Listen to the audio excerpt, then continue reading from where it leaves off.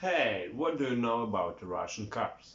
Recently I searched the internet and found a lot of information about electric vehicles. Today there will be a video about electric vehicles of the USSR. There is a lot of material, but so that you don't get bored, I have selected the only most important information. But if you want, in the future, I will talk about this in more details. The first electric car in the USSR was a LED. Year of manufacture 1935. To simplify the design, the car was made on the basis of the Z5. The LED was driven by a 13 kilowatt until which was fed by 40 storage batteries with a total capacity of 168 ampere hour. The cruising range didn't exceed 40 kilometers and the maximum trial speed was 24 km/h. The batteries weighed 1400 kilograms and had a residual capacity of 1800 kilograms. It was a garbage truck because it was unsuitable for other purposes. Only one sample was released. At the same time, the first Soviet electric bus was created on the basis of the Sars LK trolleybus with a capacity of up to 80 people.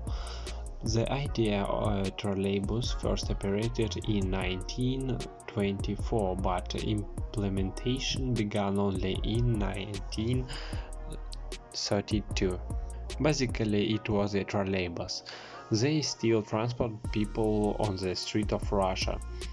Another vehicle was the NII trolley car, built by the RM's plant in Moscow in 1939. It was a truck with a combined power plant, a Z5 automobile engine and gearbox, and a DC trolleybus engine DTB-60.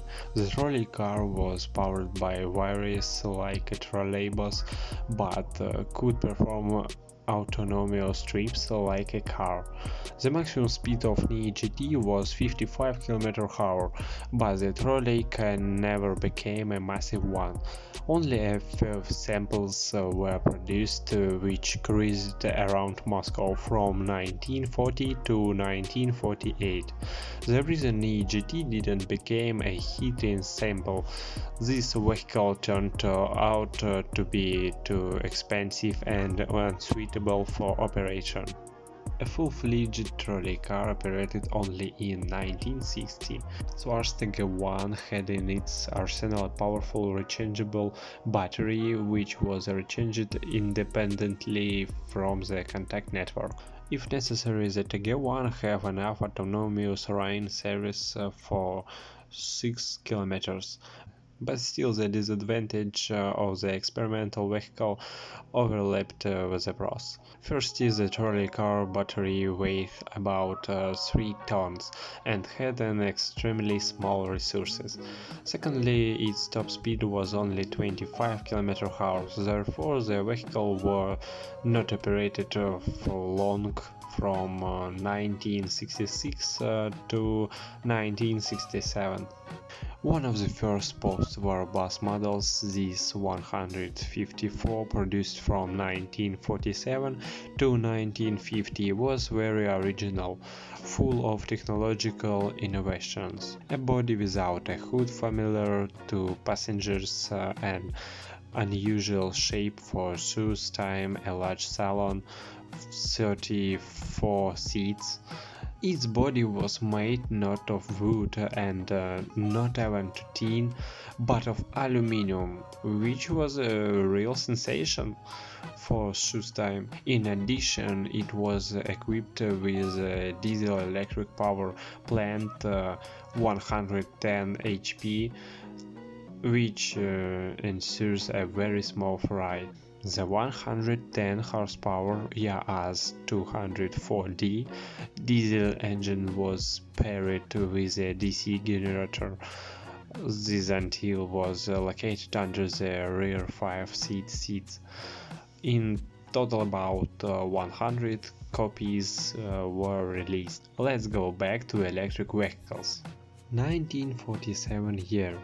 The Council of Ministers of the USSR gave the task of the Ministry of the Automotive and Tractor Industry to develop and manufacture electric vehicles. According to the technical condition, it was necessary to develop cars with a carrying capacity of 500 and 1500 kilograms, a cruising range of 65 kilometers or more and a travel speed of 35 km/h. By 1948, NAMI present two electric vehicles, NAMI 750 and NAMI 751. The car body was a spatial truss made on aluminum profile. The cladding was partly metal, partly wooden.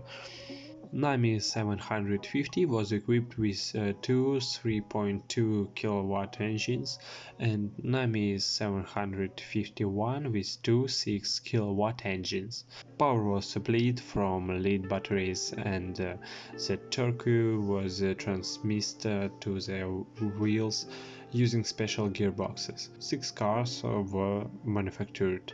It was not possible to enter the most significant series NAMI 750 and 751 due to the fact that they didn't meet to requirement of the terms of reference.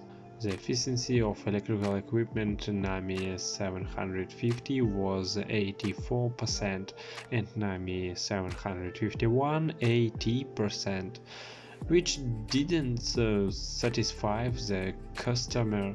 This car was distinguished by terrible handling and cross-country ability. After NAMI, they returned to electric cars in the USSR in the 70s. The Moscow VNII, in cooperation with the Kaliningrad VNIT, was developed the MO2 vehicle. The car form was made of a profile and the panels were made of fiberglass. Technically, MO2 is interesting in that it uses silver zinc batteries and asynchronous AC motors. The range of the vehicle was 100 kilometers. In parallel with MO2, Kaliningrad and Moscow research institutes were developing an electric car based on the UAZ 451. The result of the joint work was the U-131 vehicle. The U-131 electric car was developed in 1974 jointly by UAZ and VNII of the Ministry of Electrical Engineering. The first electric vehicle of the UAZ chassis were created in 1974 as an experimental batch for the 34-car complex Mostorg Trans. U-131 once could carry up to 500 kilograms of cargo in a specially mounted van, which also contained battery installations. The cars were charged at night in specially prepared box of the auto complex. Electric vehicles were used of transport suggests from the nearby Cherkizovsky meat packing plant. Meat car. In 1978, an experimental batch of UAZ 451Me electric vehicle equipped with an IC installation and charged off board came to the car plant. This car have already come straight from Ulyanovsk. The body was now all metal, externally practically indistinguishable from the usual UAZ loaf. The batteries were placed under the frame of the car, thus increasing the volume of the cargo compartment. Thanks to the onboard charger, the electric car could be charged from almost any electric outlet. This decision made it possible to charge this car directly during loading at the base. The batteries were charged by 70% in 1 hour. In October 1978, chef designer Kuznetsov demonstrated the development at the World Electric Vehicle Show in Philadelphia. Our machine was the only one that operating on alternating current. Now preference is given to alternating current. The development of electric vehicles based on the UAZ didn't stop. 1981. A batch of 30 was 380,001 electric vehicle came from the Ulyanovsk automobile plant to the same 34 car plants. The body was also all metal from the UAZ 451. The batteries were returned to the body and special hatches were made on the sides of the body for researching. The cargo compartment door has been shorted from the bottom. The floor inside has become stepped due to the battery installation located directly behind the partition of the cabin. The carrying capacity of the UAZ 3801 was already 800 kilograms. The maximum speed is 70 km/h. The power reserve is 50 kilometers. After the installation of the braking energy recovery system, the cruising range per change increased to 75 kilometers. The mass of the batteries was 6,080 kilograms. In addition to the speedometer, the driver's instrument panel also contains volt and ammeters and an electrical installation control panel. The electric car is equipped with 3 pedals: traction, braking, recuperation, and standard brake. We now know a little more. Thank you for watching. I hope you enjoyed it. But if you are interested in learning more about the electric vehicles of the USSR, write about this in the comments. Then I will make a great video where I will tell you anything in details. If you watched this moment, you're done. I try very hard for you. Likes and opinions are very motivating. Tell your friends about my channel. I really appreciate it. See you in the next video. Goodbye.